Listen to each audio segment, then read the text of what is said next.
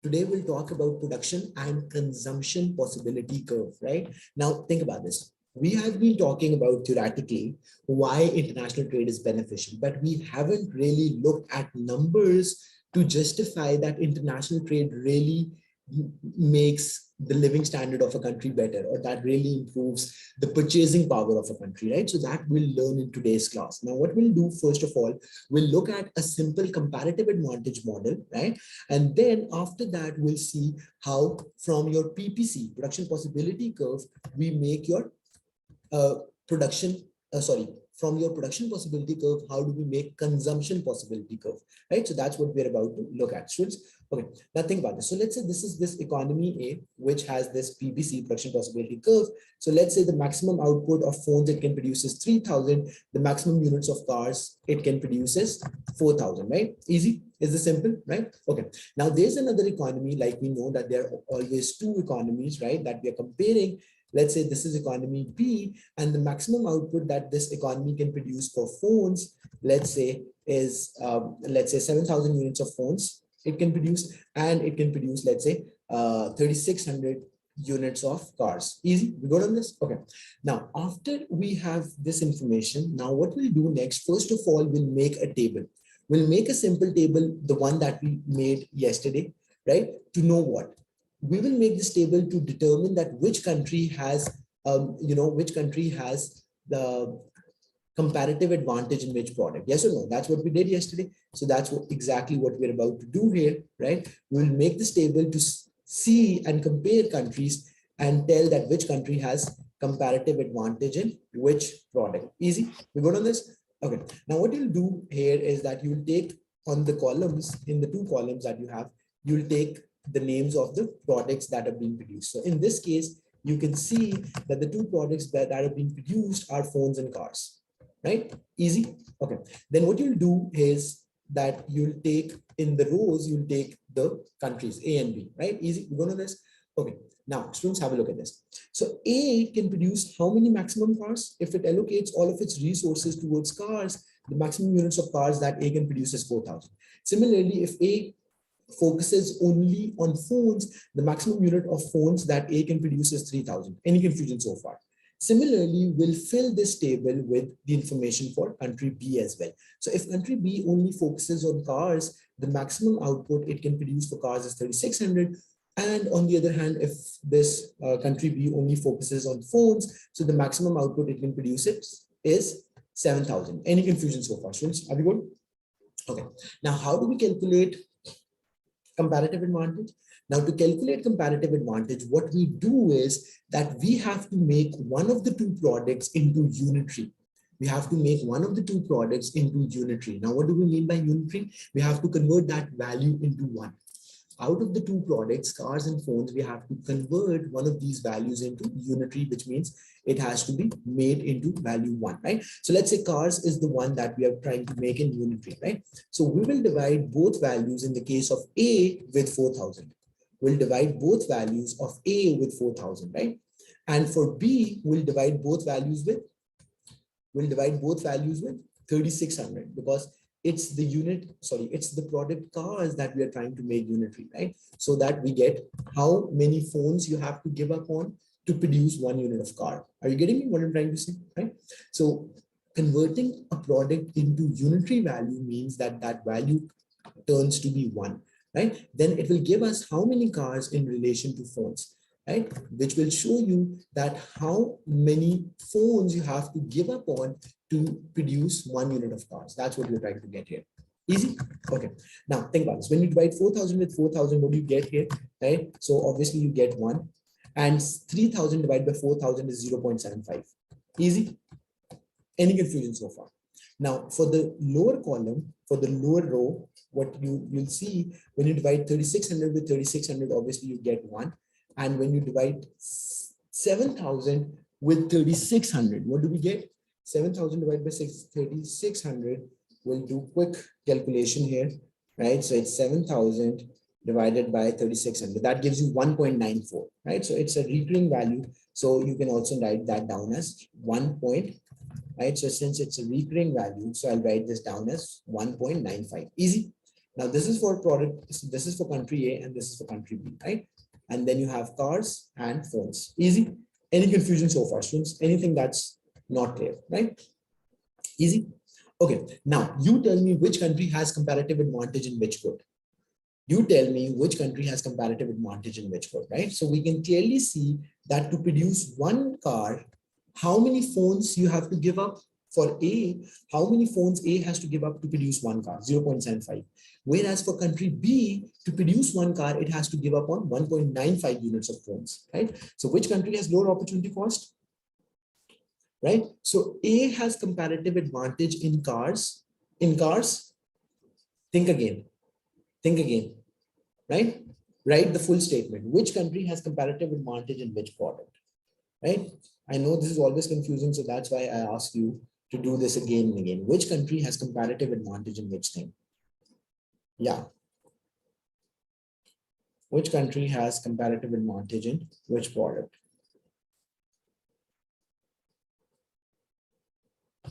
Right? So students, think about this. Yeah.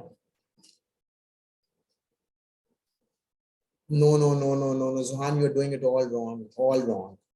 I mean, I've told you a couple of times, look from the point of view, look from the perspective of the good that is in one unit, right? So to produce one car, right? A has to give up only on, A only has to give up on 0.75 units of phones, whereas to produce one car, B has to give up on 1.95 units of phones, right? So who is giving up more? B is giving up more. Who is giving up less? A is giving up less. So which country will have comparative advantage in cars? A will have comparative advantage in cars. Yes or no? Right, Abdullah, that's correct, right? So always remember, always look and analyze from the point of view of the good, which is converted into unitary value, right?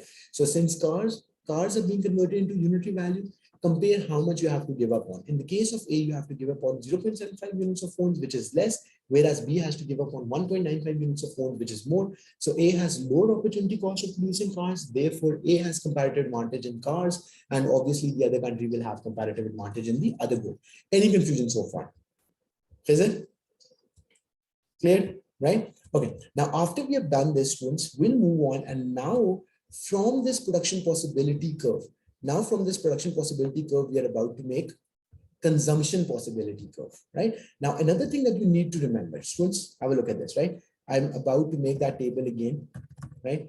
I'm about to make that table again, right? So you had cars and okay, so you had cars and phones, right? Okay, and then you had country A and country B, right? Right. Okay, excuse my handwriting, right? Okay, so you had country A and country B. Easy. Now the values, the unitary values I'm only writing, right? So this was your unitary values, right? So to produce one car in case of country A, you have to give up on 0.75 units of phones, whereas in case of country B, to produce one car, you have to give up on 1.95 units of phones. Easy. Any confusion so far? Okay. Now listen to me very carefully. The exchange rate for trading. What did I say? One of the assumptions of absolute and comparative advantage model, is that the trading rate or the exchange rate, as we say, because they are barter, right? They will engage in barter trade and there is no currency involved, right? So one thing that you need to know is that the rate of exchange between the two countries will be somewhere in the middle of these two values. The rate of exchange, I'll show you in a bit, you don't need to worry about it, but the rate of exchange between the two countries in absolute and comparative advantage model will be between the domestic opportunity cost ratios, right? So the rate of exchange, right, between two countries in absolute and comparative advantage would be between their domestic opportunity cost ratio, right? So I'm, this is this, and this is right. The rate of exchange Since the two countries in absolute advantage model are relying on barter and not for buying goods and services. Therefore, a rate of exchange needs to be determined to know how much a product, a unit of a product cost a country in terms of, right? Okay, now students, have a look at this, right? Now what I've written over here is that what needs to be done, right? So since the, right, since the two countries in absolute and comparative advantage model, right, are relying on barter and not using currency for buying goods and services, the therefore the rate of exchange needs to be determined to know how much a unit of product would cost a country in terms of another product. Are you getting me or not, right? Now have a look at this, students. Right.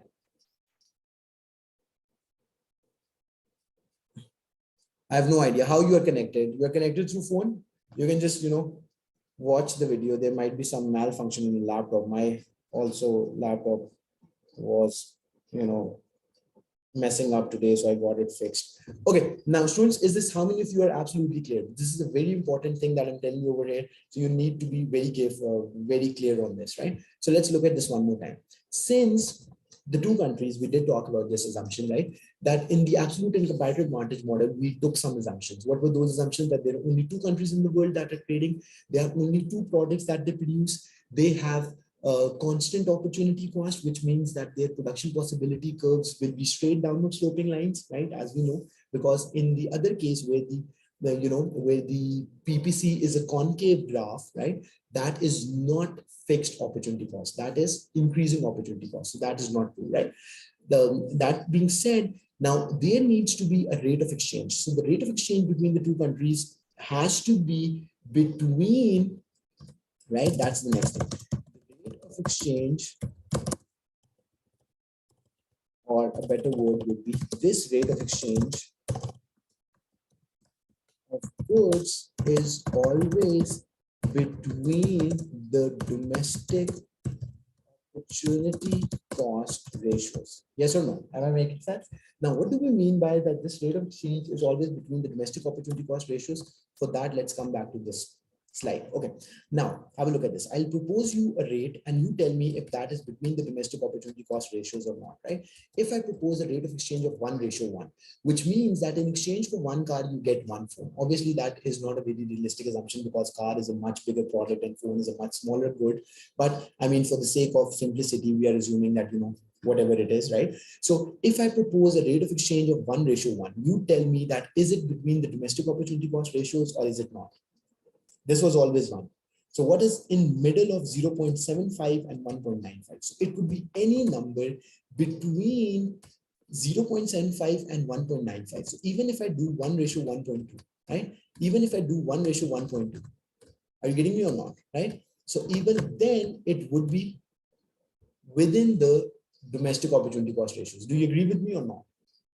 Right? It could be 1.3, it could be 1.4, it could be 1.5, it could be 1.7, and so on and so forth. Any confusion so far, students? Anything that's not clear so far? So that is what I meant when I said that the rate of exchange between the two countries has to be between the domestic opportunity cost ratios. Has to be between the domestic opportunity cost ratios. Is this making sense? Students, okay. Now, for the sake of simplicity, let's assume that it's a simple one. It's 1:1. Now come back. This means who was exporting cars? Who was exporting cars? Right? Who was exporting cars? Why? A export cars because A has comparative advantage in cars. Do you agree with me? Right? And who exports phones. B export phones because B has comparative advantage in phones, right? Sorry about the handwriting, right? So A exports phones because A has comparative advantage in, sorry, A exports cars because A has comparative advantage cars, and B exports phones because B has comparative advantage in phones. Any confusion, right? Easy, we good on this? Okay, now come back over here.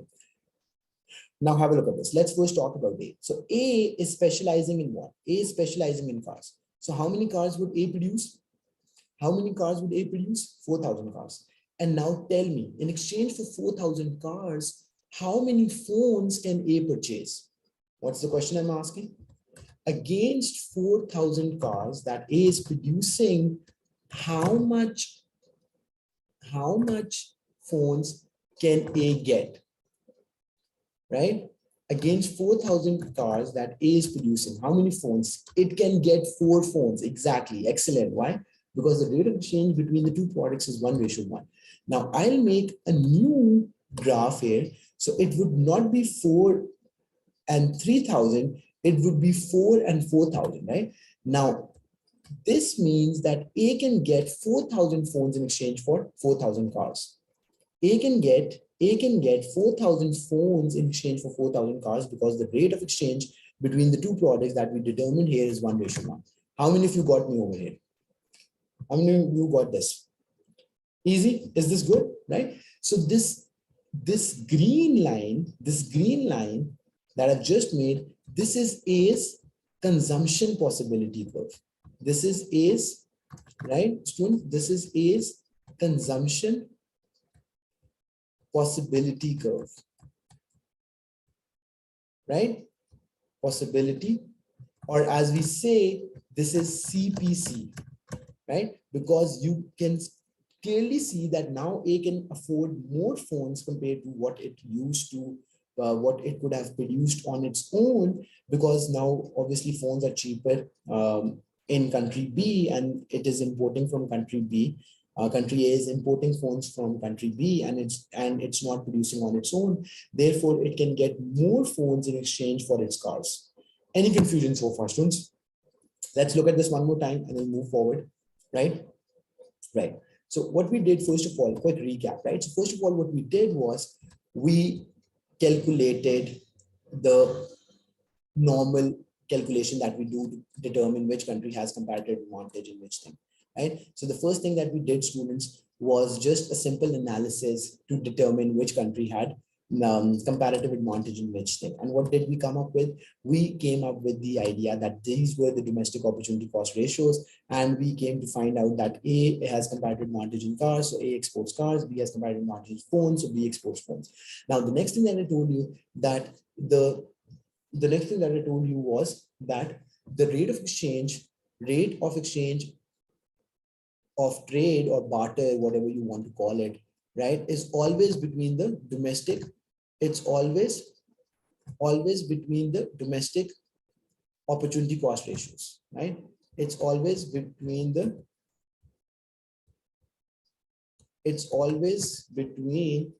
the domestic opportunity cost ratios. Any confusion so far, right? Okay.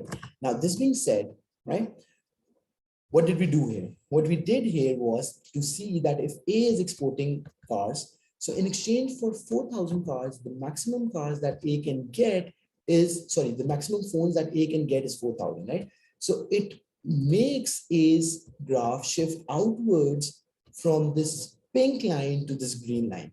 And this green line is A's consumption possibility curve.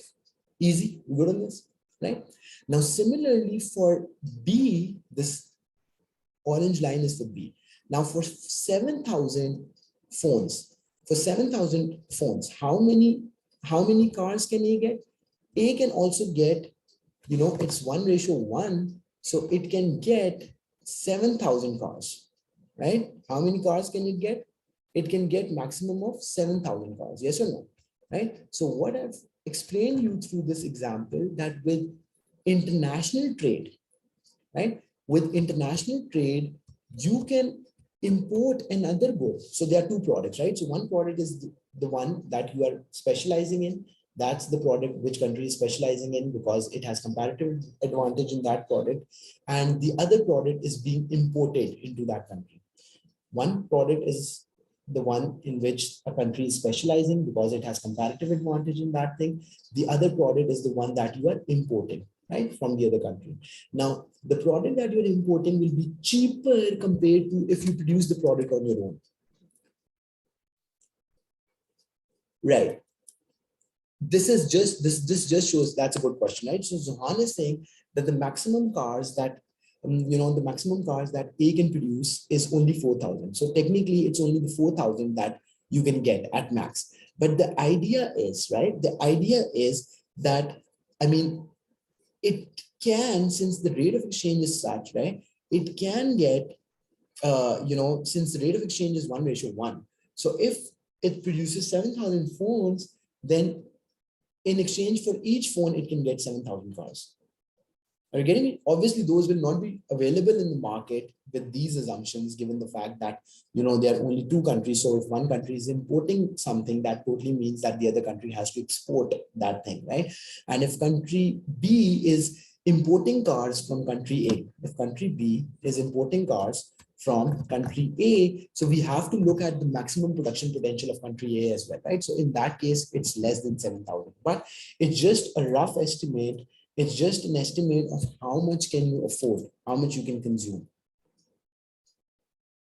Right, right, yes. So that shows, exactly, that's correct, John. So that shows that a country can get a maximum of this much units of the good. It can get. Whether it will be able to get it as per the current assumption, no, because it is constrained by the limit. It's constrained by how much can the other country produce. So if the other country can only produce 4,000 cars, obviously it will not be able to get more than 4,000 cars. But as per the theoretical understanding of consumption possibility curve, we do know that if the rate of exchange is 1:1, then the maximum cars that you will be able to get would be 7,000. Is making sense? Students, is making sense? Any confusion? Anything that's not clear? You good on this, students? Right? So that's what you need to remember. Right? Okay. Now, Abdullah, Khizr. So this is what consumption possibility curve is. This is what consumption possibility curve is. Right? Okay, now what we'll do next is that we'll do some essay questions related to this, right? What we were doing, right? And then right, I think this is an interesting question. Okay, I think this is a very interesting question. So let's do this question, right? Okay, now the question here, student says, let me put it on that thing. Okay, now the question here says, right, any questions so far? Yes, it is part of your syllabus, right? I mean, so think about this. The idea is fairly simple. Who asked me this question? Yes. Zohan, consumption possibility curve is part of your syllabus, right? But you will not see a long question or an essay question on that. Neither you will be expected to draw. One more thing I wanted to tell you, that it's part of your syllabus, but you will not be expected to draw this graph, nor you can expect this question to be in the essay question, right? But you need to have this understanding, because on MCQs, they often ask you, right, that if this is the information, you will be given two countries, the same data that we have just seen. And then they will ask you that what will be the consumption curve, or what's the maximum that a country can consume. Are you getting me? Then you need to have an understanding of how the rate of exchange works and how much can a country afford exchange in exchange for a certain units of the good. Can we look at some questions related to macroeconomics? Totally, we can do that, Abdullah. So thank you for your suggestion, right? So in the next class, tomorrow's class, we'll do some questions related to macroeconomics, right? Now, so let's do a question here, right? So it's very related to what we are doing, and it's a good challenging question, right? Okay. So I will look at this, students. So the question says, compare the aims and features of a free trade area with those of a custom union, right? Now, first of all, what you need to do is to define what is free trade area, right? Define what's free trade area. area, right? And then and define custom union, right? Now, do you remember the definitions of the two things? Do you remember the definition of these two terms or not, right?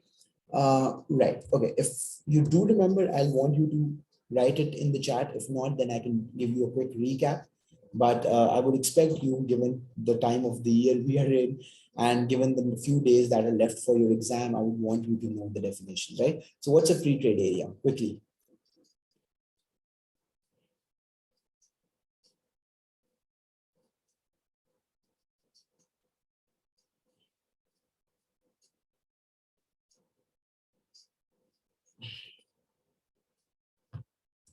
Right.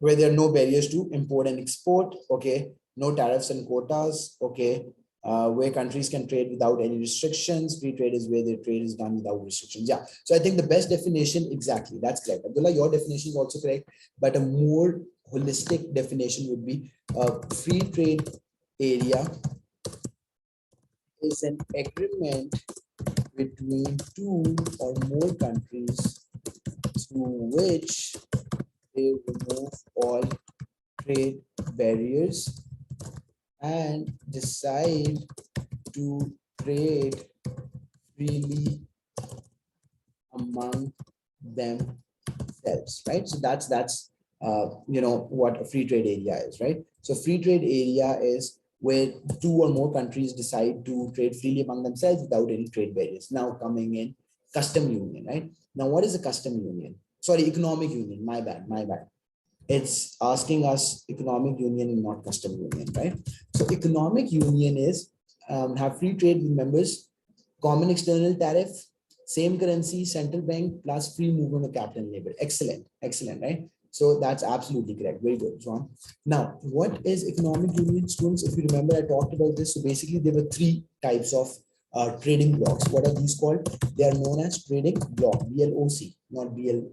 Um, BLOCK, right? It's BLOC, right? Block, trading block. So trading block are different type of free trade agreements that countries sign among themselves to promote free trade, right? That's what the idea is. Okay. Now, within that, we talked about three types, right? So we talked about free trade agreement, right? We talked about free trade agreement. Then the other one was custom union, and the third and the last one is economic union. Yes or no? Is it making sense? Okay. Now the free trade agreement, we've already discussed that when countries decide to trade freely among themselves without any trade barriers, that's free trade agreement. Now for the custom union, listen to me very carefully, please.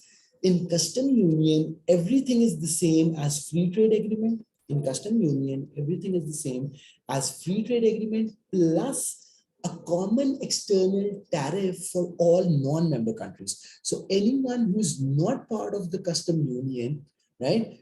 So any country that's not part of the custom union, its products will be subject to common external tariff.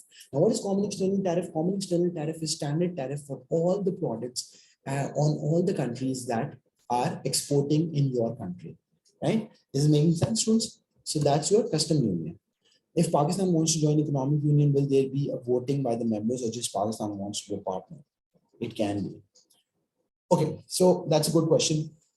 So the idea is, Zuhan, the way it works is that if Pakistan wants to join an economic union, let's say European Union, so they have their own internal, rules, how they operate, right? So in that case, there would be some sort of understanding or some sort of written legislation that how you include more countries in the union, right? So you would know that Turkey has been trying very hard to get into European Union, but Turkey hasn't made it yet, right? So there are definitely rules. So either one way to go about this is that you take voting from all the member countries. So if let's say there are 18 countries in European Union, then all 18 countries will vote to decide whether Turkey should be part of it, not part of it, and then you decide accordingly. Or there might be some criteria for a country to fulfill before you decide whether a country could be part of a union or not. So that totally depends on what the rules are. And then secondly, for the if Turkey wants to decide, and who decides for Turkey, I think it's more based on the government. It's more based on the government that is in power at that point in time. But it's always a good idea to take input from the people, right? Now, why is that important? Think about this, because otherwise that will be defined as a very undemocratic move. Are you getting me or not, right? So this is exactly what happened in UK. So when they were trying to, when they thought about leaving European Union, they did take a polling, they did take a vote from their nationals to decide whether they should exit or they should not. Why? Because think about this. This is something that directly affects the life of your citizens, right? And if you're not taking in their input, I mean, that is kind of undemocratic, right? So normally it's based on voting like British did, and in UK 51 or voted, around 51% voted to exit, 49% voted not to exit. Since the one who voted for exit were in majority, UK exited that thing.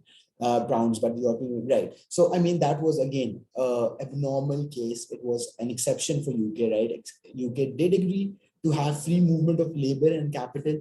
UK did agree to have no trade barriers with European countries, but then UK did had its own currency and so on, right? I mean, so there are sometimes there could be, because UK is a big economy after all, right? So I'm assuming that they did make an exception for UK, whereas it wasn't an exception for other countries. Okay, now students, is everyone clear? Let's quickly move forward with this, right? So free trade agreement is that there's no trading barriers with the trading members, right? So all countries that are part of the trading free trade agreement, there will be no trade barriers, and they can trade among themselves freely without any trade barriers. In custom union, it's the same as free trade agreement, but there are common external tariff. In custom union, there are common external tariff, right? So all non-member countries' products will be subject to common external tariff. And in the European Union, economic union, what happens that there are no trading barriers among member countries, like the same features as of custom union. So no trading barriers between member countries, common external tariff for non-member countries, plus free movement, same currency, and free movement of labor and capital between member countries. Yes or no? Right? So simply speaking, no trade barriers, right? In this case, no trade barriers plus, right? No trade barriers plus common external tariff for non-member countries. And in the case of economic union, it's the same as above, no trade barriers between member countries, common external tariff plus non-member countries, same currency, plus free movement of labor and capital between member countries. Any confusion so far? Students, anything that's not clear, right? So this is how you will define economic union, right? So after you've defined both free trade agreement and economic union, now what are their aims? What are their aims? So we have already defined the features, but we haven't talked about the aims. So in the case of free trade agreement, students, listen to me carefully. In the case of free trade agreement, the idea is fairly simple. So you just want to, in the case of free trade agreement, you just want to promote free trade between member countries, right? In the case of free trade agreement, you just want to promote free trade between member countries. That's all what you're trying to achieve, right? Nothing more, nothing less. But in the case of economic union, you are also promoting, in the case of economic union, you're also promoting equality of opportunities. Why do I say that it's promoting equality of opportunities? Because think about this. When a citizen of Poland, right? And I'm not saying, but as far as what I've heard, Poland is not very developed, right? So Poland, a Polish person or a Ukrainian person can go to any other member country and live there, work there, get a job, and so on, right? Without any visa, without any restriction, right? So that is basically promoting equality of opportunities, right? So if Pakistan, India, and China become part of economic union, which is highly unlikely, but still if it does happen, then a Pakistani can go, similarly for Indian and Chinese, they can go and work in any of these countries without any restriction, right? So that will give them more opportunities. We getting this, right? So in the case of free trade agreement, the idea is only to promote free trade between member countries so that their GDP increases and they get to benefits from the benefits of free trade. As I told you earlier, that each country can specialize in one product and they only specialize in the good in which they are good at, right? So that they can better utilize their resources. So that's the benefit of, or the aim of, free trade agreement, right? But the aim of economic union is more than that. Apart from promoting free trade, you're also promoting equality of opportunities by having same currency and by having free movement of labor and capital. So that's what we're supposed to write. Easy? We good? Okay, now we'll quickly discuss the B part of this. Discuss whether an improvement in countries' terms of trade works to its benefit. Right? Now, what do you think? First of all, you need to define what terms of trade is. So terms of trade, we have talked about it a couple of times. Terms of trade is a formula that compares the index of export prices, right? Right. So it's simply speaking index of export prices divided by index of import prices. Easy. Any confusion so far, right? Now, what it's capturing basically, it captures how much competitive is your international trade position. I repeat. So what terms of trade actually captures? It captures the competitiveness. TOT captures a country's trade competitiveness by the fact that how fast its export prices are rising in relation to its import prices, right? So that's what a country's terms of trade captures, right? Now, this being said, students, right, okay. So we are also about to end the class. I'll see you tomorrow, right? Now, what happens when there's a country's terms of trade is improving? So why is that a good thing? That is a good thing because with few units of exports, you can finance the same amount of imports. With improvement in terms of trade, students, listen to me carefully. TOT, right, with the same quantity of exports, right, a country would be able to finance more quantity of imports. That's what it shows, right? Because your export prices are increasing. So, if you still export the same 1,000 tons of wheat, let's say Pakistan was exporting 1,000 tons of wheat previously, but now the price of wheat has increased. So even now, if you export the same quantity, which is 1,000 tons of wheat, with that 1,000 tons of wheat, you'll get more foreign exchange. And with that more foreign exchange, you will be able to finance more imports. Easy? Is this making sense or not, right? So with the same amount of exports, you can get to finance more quantity of imports, right? So that's a benefit, right? Then another thing is, right, that terms of trade improvement means that your exchange rate might be appreciating, right? Your exchange rate is appreciating, but is that always a good thing? Yes and no, right? So I'll quickly give you an idea and then we'll continue from here in the next class. So yes, in the sense that, if your goods are less price elastic, if your exports are less price elastic and your exchange rate is appreciating, then that means that the people will continue to buy from you. But if it's more elastic, then stronger exchange rate is detrimental or is harmful for your country because that reduces your exports.